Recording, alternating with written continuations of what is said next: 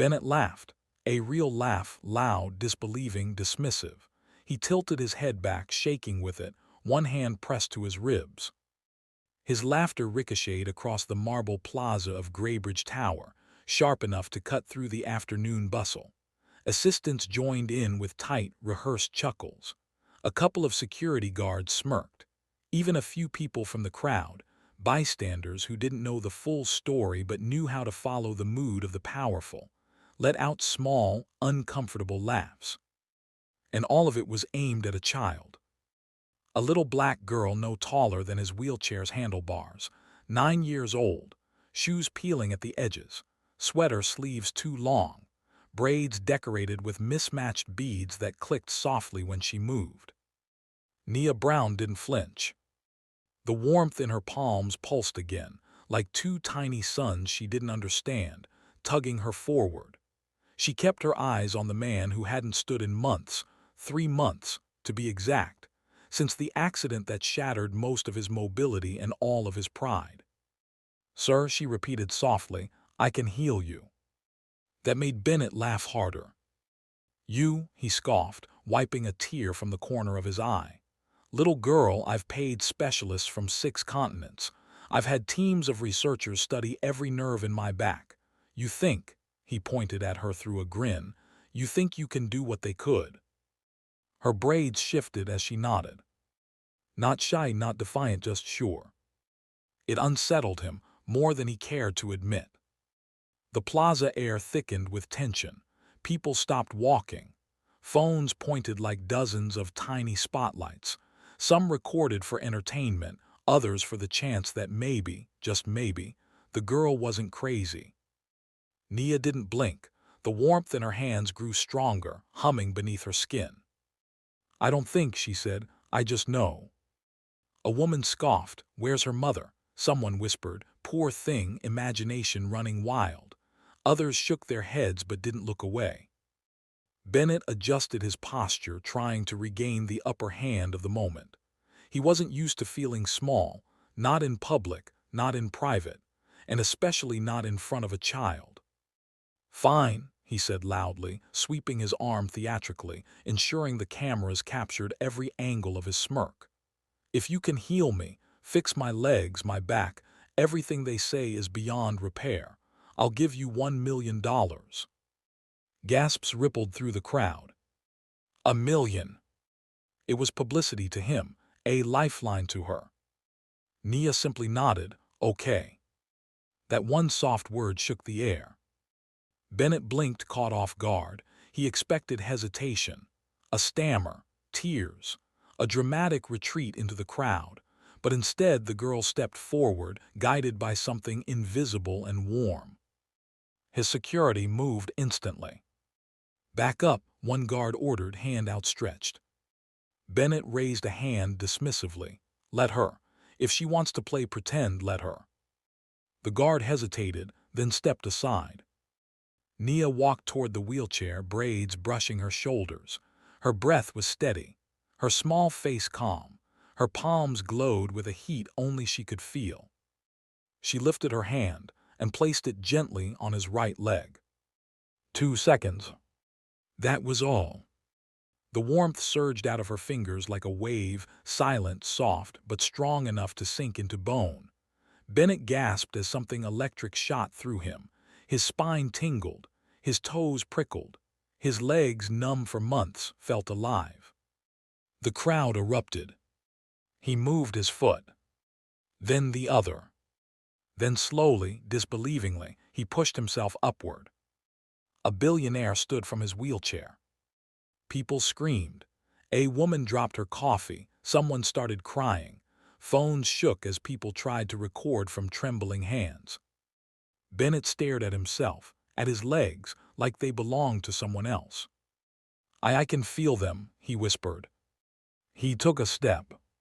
His assistant froze, mouth hanging open.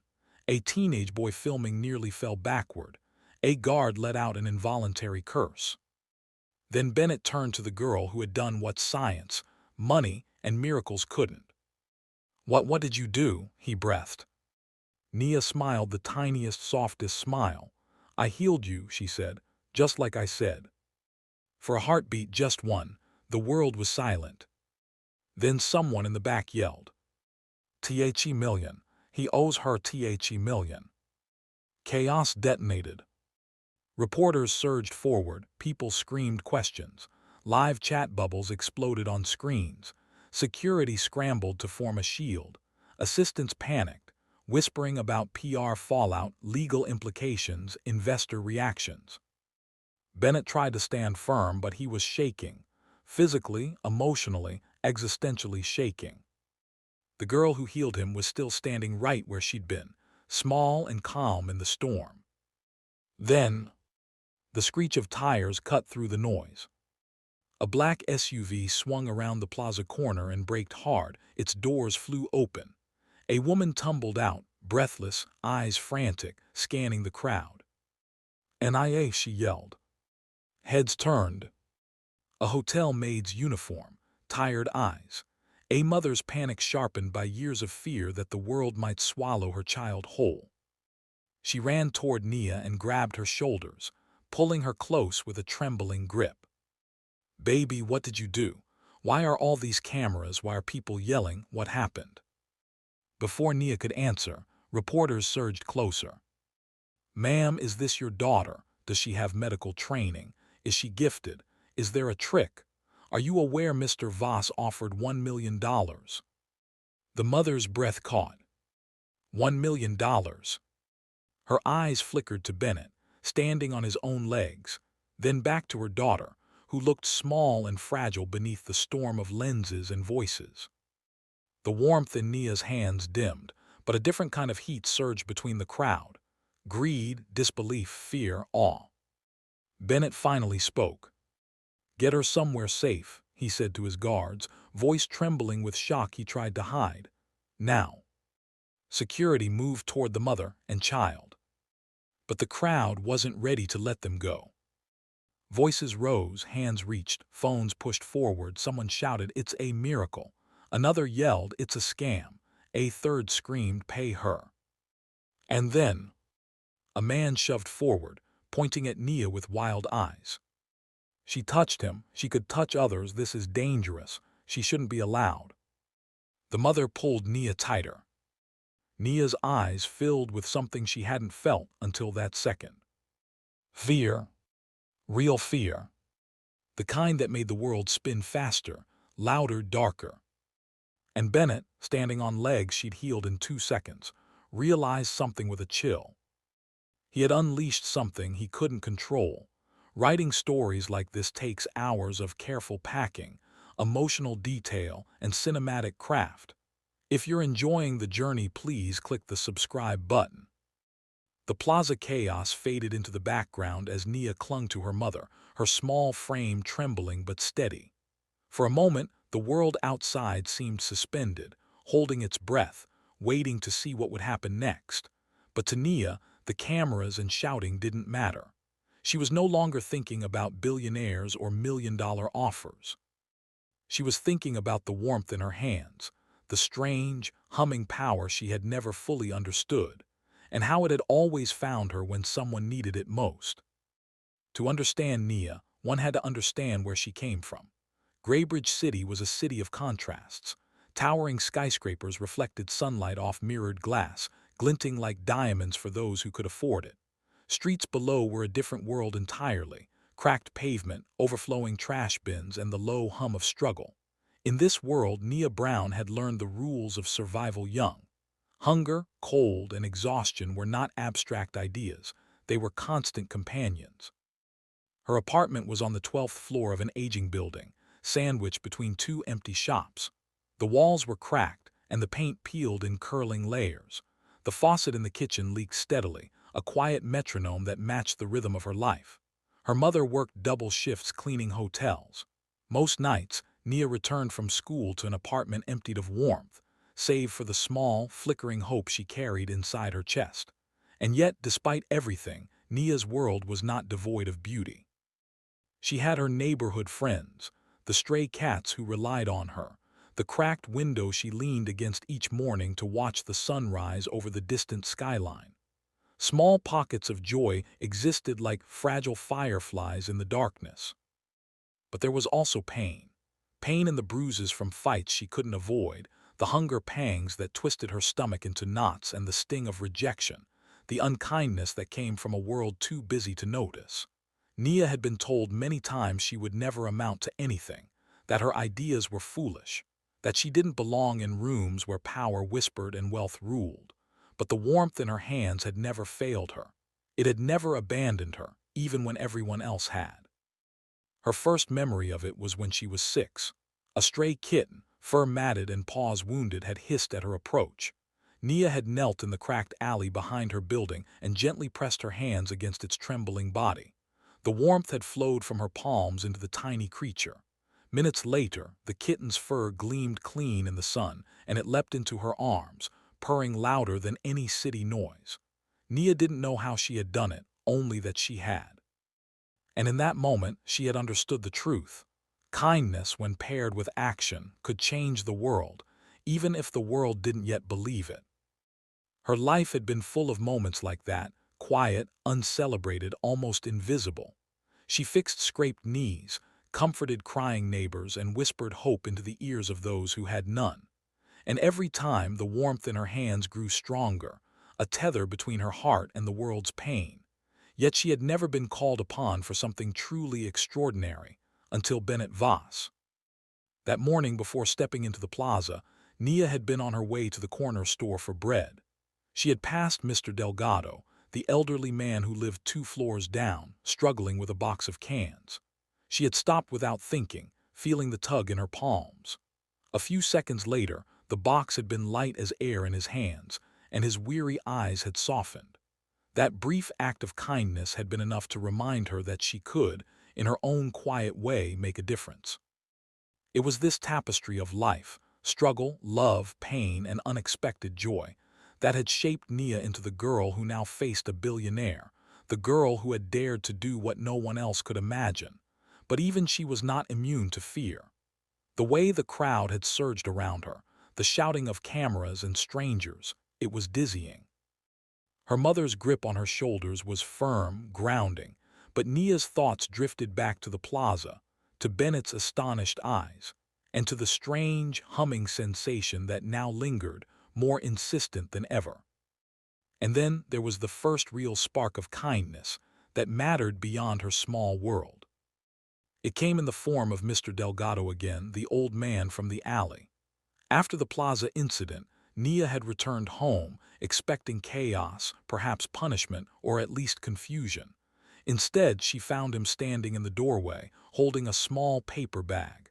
Inside was a loaf of bread and a folded note. "You have a gift," the note said in shaky handwriting. "Use it wisely, do not doubt yourself." The simplicity of it, the acknowledgement, the belief, was transformative. Nia felt warmth spread through her chest, not unlike the heat she had felt in her palms. She had given kindness all her life, but rarely had anyone given it back so consciously.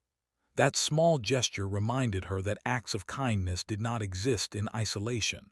They sparked other acts, small ripples that could swell into something greater. Yet societal resistance was relentless. Even with her gift, Nia felt the judgment of others. Children at school whispered about her as if she were strange. Adults doubted her, questioning her abilities, her intelligence, even her intentions. And now, after what happened with Bennett Voss, those whispers had grown into full-blown speculation. The city was divided. Some were mesmerized by the miracle, calling her a modern-day healer, while others labeled her a fraud, a con, a danger. The newspapers had photos of her standing next to the billionaire, captions screaming miracle or scam, and child prodigy or charlatan. Even the local authorities discussed whether she should be put under supervision. It was exhausting, and yet in all the chaos, the first real lesson crystallized for Nia. Kindness had cost her nothing, yet it had opened a world of responsibility she could not ignore. That realization would guide her as the days stretched into weeks, with reporters and strangers following her every move. Even so, she refused to retreat into fear or doubt. The warmth in her hands was steady, and the spark of confidence from Mr. Delgado's note burned bright. Her mother, Clara, became both her anchor and her mirror. Clara's life had been a series of sacrifices, her love expressed in late-night dinners, patched clothes, and whispered stories about hope and resilience. Clara had taught Nia that kindness was not always grandiose. Often it was the quiet acts of attention and care that mattered most. But after the plaza incident, Clara realized the scale of her daughter's gift. She watched Nia navigate a world of disbelief, awe, and greed, and she felt both fear and pride. She became protective, fierce in ways Nia had never seen before, standing between her daughter and the chaotic curiosity of strangers. And in this swirl of awe, fear, and newfound purpose, Nia realized that her life had changed irrevocably. She was no longer just a girl helping stray cats or scraping together coins for bread. She was someone who had touched the life of the most powerful man in Graybridge City, and had, in 2 seconds, reminded him of his own humanity. The responsibility weighed on her small shoulders, but it also filled her with purpose. She understood, at least dimly, that kindness could change the trajectory of a life, and maybe even the trajectory of a city, if wielded wisely. The streets she walked afterward were the same cracked, sunlit streets of Graybridge, but she noticed details she had never seen before. The way the light bounced off puddles in the alley, the way the wind carried laughter from children playing behind boarded-up shops, the way neighbors nodded to each other in quiet acknowledgement of shared struggle.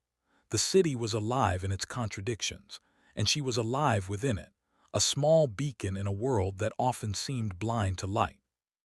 That night as she lay in her bed, Nia's hands tingled faintly, not with power but with anticipation.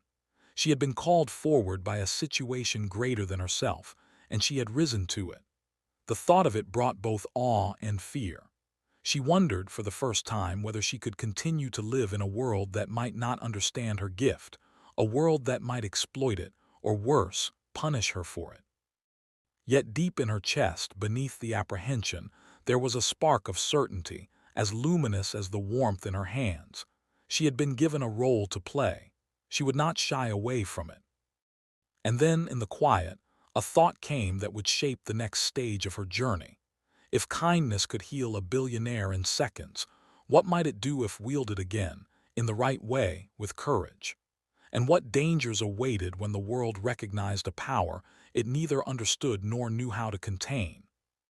Nia drifted to sleep with that question in her mind, unaware that the coming days would test every ounce of her resolve, push her into moral and emotional conflict, and challenge her understanding of what it meant to be truly kind in a world that often rewarded cruelty first.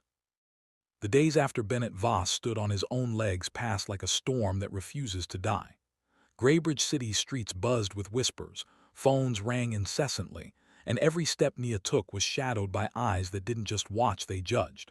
For the first time, Nia realized that kindness could provoke something darker than apathy: fear. Fear of the unknown, fear of change, fear of power wielded by someone so small, so unexpectedly fragile, yet so extraordinarily potent. She walked home from school that morning, backpack slung unevenly over one shoulder, and noticed the glances. A group of older boys lingered on the corner, smirking, leaning too close to the cracked wall as if daring her to falter. Their laughter was soft at first, then louder as they called out, "Hey, miracle girl, gonna heal our grades too."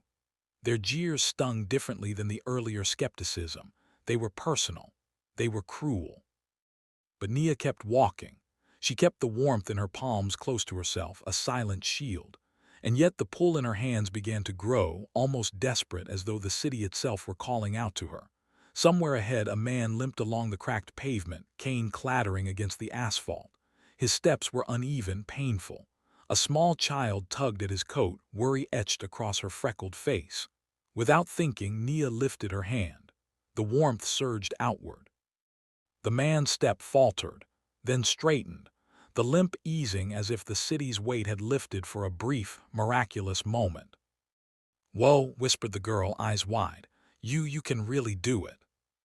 Nia nodded, but she didn't linger. Every act of kindness now carried risk. News of her miracle had reached people who saw power as something to be controlled, measured, or exploited.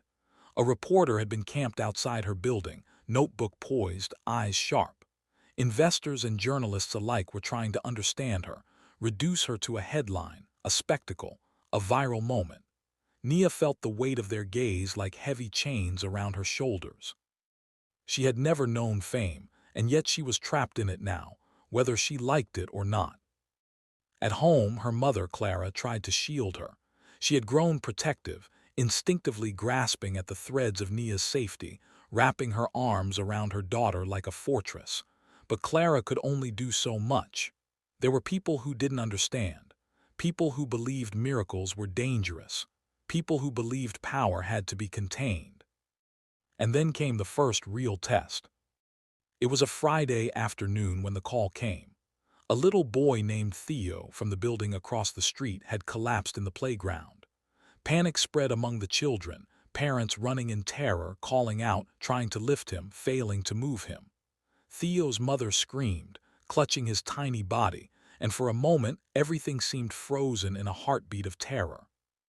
Nia felt it, the tug stronger than ever. She sprinted across the street, her shoes slapping against the cracked pavement. The world slowed around her as she approached Theo, heat building in her palms like wildfire ready to escape. The boy's face was pale, lips quivering, small chest rising and falling unevenly. Nia didn't hesitate. She knelt beside him, her hands hovering just above his body, letting the warmth surge into him. Seconds stretched into eternities. The light in her palms danced across his skin, a silent, pulsing force. And then slowly, wonderfully, the boy's breath steadied. Color returned to his cheeks, eyes fluttered open. "Mommy," he whispered, and the mother gasped, clutching him in disbelief. People stared, some screamed, some cried, others fumbled for their phones, but Nia didn't care. She stood, brushing dust from her oversized sleeves, and whispered softly, "It's okay. You're okay now." It should have been a victory, it should have been quiet. But power, no matter how gentle, always attracts scrutiny. By evening, the headlines had exploded. Miracle child in Graybridge. Theo's life saved by Nia Brown. Child healer or hoax. Experts weigh in. Is it safe? City officials question Nia Brown's powers. Social media was alight with admiration, skepticism, and fear. Nia's small acts of kindness were no longer invisible, they were public. And with publicity came pressure, expectation, and judgment. Even Bennett Voss entered the fray. He had come to Nia's building in a sleek black car, eyes unreadable behind dark sunglasses. He wanted to see her again, not for payment but to understand, and perhaps to protect her. In his luxury office later, he admitted something few people had ever heard him confess aloud. "You have power, little girl. Power most people would sell their souls to have. But power attracts attention, danger. Be careful." Nia didn't fully understand what he meant, but she knew that danger wasn't only physical. It could come in whispers, in judgment, in fear disguised as concern. And that evening, as she lay awake, she felt the tug in her hands again, not weak, not hesitant, but insistent. Someone needed her, and the world was watching. The defining act of kindness came unexpectedly. It was a cold, gray morning. Snow had dusted the streets in a thin, fragile layer. Nia was walking to school when she heard it, the scream. A woman had slipped on the ice, landing hard, her ankle twisted at an unnatural angle. Around her, people rushed past, some shouting suggestions, none helping. Nia's hands tingled violently now, more insistent than ever. Without hesitation, she knelt beside the woman. Warmth radiated through her fingers, flooding into the injured ankle, up the leg, easing the tightness, soothing the pain. The woman gasped, then blinked. Tears of relief filled her eyes. The crowd went silent. She didn't even touch me," one man whispered. The warmth pulsed, then receded. Nia helped the woman to her feet. For a moment, time itself seemed to pause, the gray world around them quiet and still. Then the first voice broke the spell. A reporter's camera clicking, questions shouted, the sound of the city rushing back in like a flood. But there was something else. A man in a dark overcoat standing near the edge of the plaza narrowed his eyes. He scribbled in a notebook, observation, calculation, interest tinged with suspicion. Nia didn't notice him, but he would not forget. Kindness, Nia realized, came at a cost. It was not always welcomed. It drew attention. It created expectation. But she also understood that it could transform. The woman she had helped walked away, her limp gone, her gratitude spilling over in tears, her voice trembling. That moment, small, profound, cinematic in its simplicity, was worth every second of scrutiny, every second of fear. The escalation was immediate. Word spread through the neighborhood, through social media, through local news. People began to follow her, some hopping for miracles, others hopping to exploit her gift. Crowds gathered when she walked the streets, curiosity and judgment blending into a suffocating haze.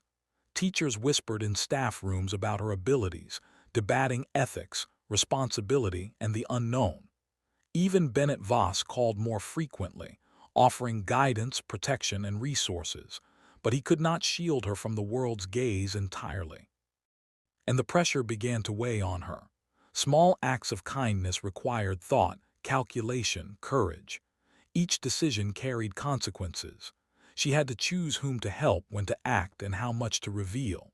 She was 9 years old, but suddenly the weight of the world rested on her small shoulders. The climax of this act came one evening when a fire broke out in a residential block near her building. Flames licked the sky, smoke curling like dark ribbons. Residents screamed, children cried. Nia ran toward the chaos, hands glowing with warmth. Heat washed over her even before she reached the flames. Without fear, without hesitation, she pressed her hands against the burning doorway. Smoke stung her eyes, but the warmth spread outward, slowing the fire, easing the panic, steadying the terrified residents long enough for the firefighters to arrive. It was an act of courage, of raw, unfiltered kindness. It was dangerous, visible, terrifying. People called her a hero. Others warned of liability, danger, and recklessness. Nia felt both exhilaration and fear. She had given everything she could, risked herself to save others, and learned that kindness could demand almost everything from the giver. By the time she returned home that night, soot smudged across her cheeks, exhaustion weighing her down like lead, she understood that her life had changed forever. The defining act of kindness, saving lives, easing pain, healing what others could not, was no longer an abstract notion. It was her life. And it came with stakes higher than any 9-year-old should bear: public scrutiny, moral responsibility, and the stark reality that the world might not always recognize her intentions. And yet, as she collapsed into bed, hands still tingling faintly, she felt something else. A fragile thread of hope that maybe, just maybe, kindness could still outweigh fear. Maybe it could still transform the world. The next day, however, she would face judgment, doubt, and resistance unlike anything she had experienced before. The consequences of her actions were only beginning to ripple outward, setting in motion events she could not yet imagine. Graybridge City woke the next morning like it had been a different place entirely. Headlines splashed across newspapers and websites in bold, jagged letters. Child healer saves lives, miracle or threat, Nia Brown, hero or hazard. Experts warn about uncontrolled powers. Even the television stations ran footage of Nia standing in the plaza, hands hovering over Bennett Voss, then over the woman's injured ankle, then the child Theo. The sequence of miracles played repeatedly, frame by frame, as if the city could not look away from the impossible. The effect on the public was chaotic. Some celebrated her with banners, small gifts, and tears of admiration. Parents whispered her name to their children like a talisman. Others recoiled. Dangerous, some muttered. Unnatural, said others. City officials debated the ethics of her actions, discussing in hushed tones the possibility of oversight or regulation. Nia's life became a paradox. She was both elevated and scrutinized, loved and feared, praised and condemned. At home, Clara, her mother, tried to maintain stability, but even she could not fully shield Nia. The phone rang incessantly, calls from journalists, from curious strangers, from concerned citizens who wanted to study or test her. Letters arrived in the mailbox, some heartfelt, some frightening. One had no return address. Inside was a single line written in jagged black ink. "We are watching." Clara's hands shook as she crumpled the note. She turned to Nia, eyes wide. "Baby, you can't," she started, voice breaking. "You can't do this alone." Nia had heard this before. She understood fear. It had accompanied her through hunger, loneliness, and doubt. But she also understood courage, the kind that burned quietly but persistently in her chest. She looked at her mother and placed her small hands over Clara's. The warmth spread, not like the power in her palms, but like hope, reassurance. "I know," Nia said softly, "but I can't stop helping people. I have to try." Clara nodded, knowing there was no argument strong enough to sway her daughter. Yet the consequences of Nia's courage were immediate. At school, the whispers became louder, the stares sharper. Teachers, some secretly amazed, others suspicious, watched her constantly. Children hesitated before approaching her, half in awe, half in fear. Every small movement, every glance, every word was scrutinized as if she were both fragile and dangerous. Even Bennett Voss felt the repercussions. He tried to offer guidance discreetly, arranging meetings with experts he trusted, ensuring Nia's safety. But the world around them was unpredictable. Investors called with concerns about public perception. Journalists pressed for access. Social media campaigns both praised and vilified her. It was a maelstrom, and for Nia, the weight of it pressed down on her small shoulders with a force she had never known. One evening, after a particularly exhausting day, Nia returned home to find Clara waiting with a cup of tea. The warmth in the room was comforting, yet the shadows seemed longer than usual. "Mom," Nia began, voice hesitant, "do people really hate me for helping them?" Clara sighed, pulling Nia close. "Some do, baby. Some will fear what they don't understand. And some, well, some will try to take advantage. But never forget this, you're brave. You've done more than anyone else could, and you did it with kindness. That is something no one can take from you." That night Nia lay in bed reflecting on the past weeks. She had healed, comforted, and saved. She had faced fear, skepticism, and scrutiny. And yet the warmth in her hands, the quiet, pulsing power she barely understood, remained her constant companion. She realized that kindness was not a transaction. It did not demand recognition, payment, or applause. It asked only courage, persistence, and heart. The ripple effects were subtle but profound. People began to change in small ways around her. A neighbor helped an elderly woman carry groceries. A child comforted a friend who had fallen. Even adults, inspired or moved by the events, offered acts of generosity that would have gone unnoticed before. The city, for a moment, seemed to breathe a little easier, softened by the unexpected light Nia had brought into its hardened streets. Yet not all changes were gentle. Some officials grew wary, debating regulations, questioning the morality of her powers. Others whispered about control, manipulation, and potential danger. It was a reminder that the world often punishes kindness before it rewards it, that generosity and power can provoke envy, fear, and suspicion. Nia understood that her journey was no longer private. It was public. Her actions had consequences beyond her small world, and those consequences could be both beautiful and perilous. Bennett visited quietly one afternoon. He didn't bring cameras, didn't speak to reporters. He simply watched her for a long time, studying the intensity in her eyes, the quiet strength in her posture, the way her hands moved as if the warmth inside them had always been a part of her identity. "You're remarkable," he said finally, voice low, almost vulnerable. "And you've reminded all of us what power truly means. Not money, not control, not fear, but compassion, courage, kindness. You've shown us that in ways no one expected." Nia felt the weight of the words, heavy and affirming. Yet she also felt the tension in the air, the scrutiny, the potential danger. The world was watching, and it was waiting for her next move. It was then that she understood. Kindness was not only an act, it was a responsibility. Every gesture, every touch, every choice could reverberate across lives in ways she could not always anticipate. The ripple of her actions had already begun. The city was changing, slowly, subtly, and sometimes violently, in response. She realized that she could not control these ripples, but she could choose to act with clarity, with courage, with the intention to heal. In the quiet moments, Nia began to see her own transformation. She was no longer just the girl from the cracked apartment, the girl who fed stray cats or helped neighbors with small pains. She had become something larger, not because she sought it, but because the world demanded it of her. And in this transformation, she discovered resilience, patience, and the ability to hold hope even when the city's gaze was harsh, critical, and unrelenting. The first subtle victories appeared in her neighborhood.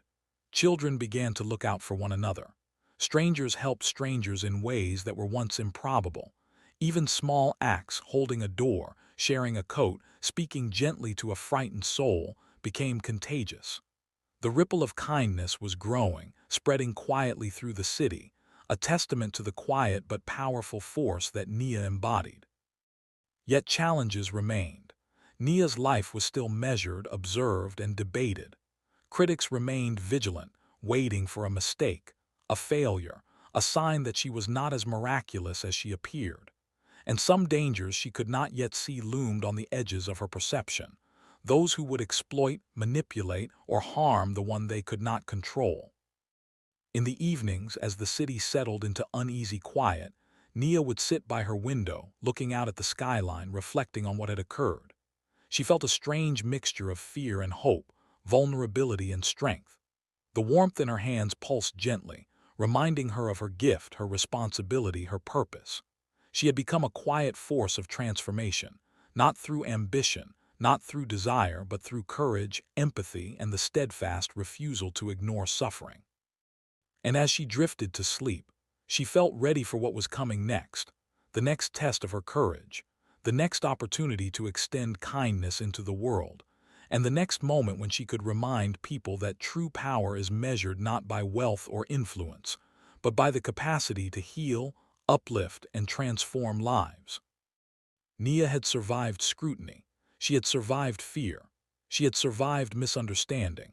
And in the aftermath of her defining acts of kindness, she began to see a path forward, a path not without danger, not without cost, but rich with possibility. The city had witnessed the miracle of her hands. Now it would witness the growth of her heart, and perhaps, in time, learn that the quiet strength of one child could illuminate the world. Months passed. The city that had once watched Nia Brown with awe, skepticism, and fear began to shift in subtle, almost imperceptible ways. The headlines faded from daily news cycles, but the ripples of her acts of kindness had settled into the fabric of Graybridge City. Bennett Voss, the billionaire who had laughed at the audacity of a 9-year-old, now walked through his office towers with a quiet humility. No longer the untouchable titan, he had been reshaped by Nia's touch, by the miraculous warmth she offered without expectation. In private meetings, he spoke differently, listened differently, and began to direct his fortune toward causes that mattered, toward people who had been overlooked, toward the vulnerable and the overlooked. The man who had once measured life in acquisitions and profits now measured it in impact and possibility. Nia's neighborhood had begun to flourish in its own understated way. Children looked after one another, helping where they had once ignored.